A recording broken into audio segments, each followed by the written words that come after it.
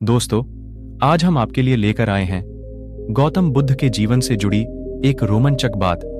हम सभी जानते हैं कि गौतम बुद्ध को ज्ञान का भंडार कहा जाता है और बुद्ध के अनेक विचार चारों दिशाओं में फैले हुए हैं।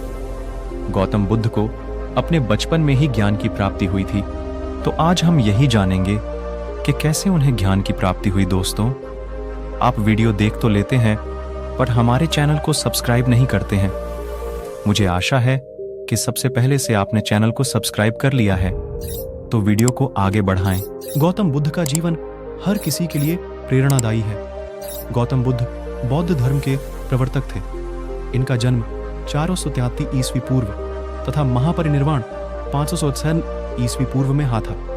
बचपन में उनको राजकुमार सिद्धार्थ के नाम से जाना जाता था। बौद्ध ग्रंथों के अनुसार गौतम बुद्ध के जन्म से 12 वर्ष पूर्व ही एक आर्षि ने भविष्यवाणी की थी कि यह बच्चा या तो एक सार्वभौमिक सम्राट या महान आर्षि बनेगा। 35 वर्ष की आयु में उन्हें ज्ञान की प्राप्ति हुई थी। वह संसार का मोह त्याग कर तपस्वी बन गए थे और परम ज्ञान की खोज में चले गए थे। आइए आज हम आपको सिद्धार्थ के महात्मा बुद्ध बनने तक के सफर के बारे में बताते हैं। बुद्ध का गोत्र गौतम था। बुद्ध का वास्तविक नाम सिद्धार्थ गौतम था। उनका जन्म शाक्य गणराज्य की राजधानी कपिलवस्तु के निकट लुम्बिनी में हुआ था। बुद्ध के जन्म के 7 दिन के भीतर ही उनकी माता का देहांत हो गया था। उनका पालन पोषण उनकी मौसी गौतमी ने किया था। शिशु का नाम सिद्धार्थ रखा गया था। शाक्य वंश के राजा शुद्धोधन सिद्धार्थ के पिता थे। सिद्धार्थ के जन्म से पूर्व हुई भविष्यवाणी से परेशान होकर उनके पिता ने उन्हें तपस्वी बनने से रोकने के लिए राजमहल की परिधि में रखा। गौतम राजसी विलासिता में पले बढ़े। बाहरी दुनिया से आक्रांत, नृत्य करने वाली लड़कियों द्वारा मनोरंजन, ब्राह्मणों द्वारा निर्देशन और तीरंदाजी, तलवारबाजी, कुश्ती, तैराकी और दौड़ में प्रशिक्षित किए गए थे। कम उम्र में ही उनका विवाह राजकुमारी यशोधरा से करा दिया गया। दोनों का एक पुत्र भी हुआ जिसका नाम राहुल था। सिद्धार्थ बचपन से ही अत्यंत करुण हृदय वाले थे। वह किसी का भी दुख नहीं देख सकते थे। इतने प्रयासों के बाद भी 21 वर्ष की आयु में उनकी अपने राज्य कपिलवस्तु की गलियों में उनकी दृष्टि 4 दृश्यों पर पड़ी। ये दृश्य थे: एक वृद्ध विकलांग व्यक्ति, एक रोगी, एक पार्थिव शरीर और एक साधु। इन 4 दृश्यों को देखकर सिद्धार्थ समझ गए थे कि सबका जन्म होता है, सबको बुढ़ापा आता है, सबको बीमारी होती है और एक दिन सब मृत्यु को प्राप्त होते हैं।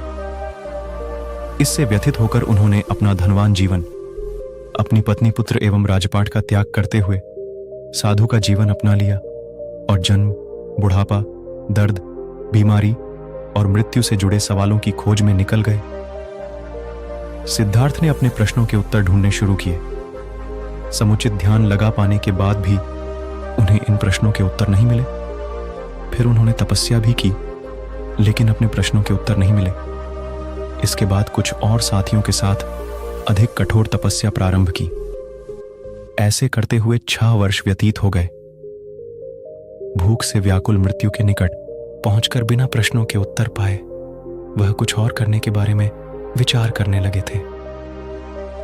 एक गांव में भोजन की तलाश में निकल गए, फिर वहां थोड़ा सा भोजन ग्रहण किया।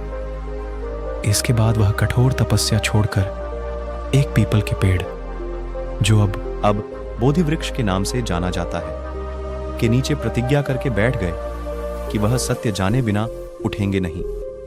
वह सारी रात बैठे रहे और माना जाता है यही वह क्षण था जब सुबह के समय उन्हें पूर्ण ज्ञान की प्राप्ति हुई थी। उनकी अविद्या नष्ट हो गई और उन्हें निर्वण यानी बोधि प्राप्त हुई और वे 35 वर्ष की आयु में बुद्ध बन गए। बुद्ध को शाक्य मुनि के रूप में भी जाना जाता है। 7 हफ्तों तक उन्होंने मुक्ति की स्वतंत्रता और शांति का आनंद लिया। प्रारंभ में तो वह अपने बोधि के बारे में दूसरों को ध्यान नहीं देना चाहते थे। बुद्ध का मानना था कि अधिकांश लोगों को समझाना बहुत मुश्किल होगा। मान्यता है कि बुद्ध को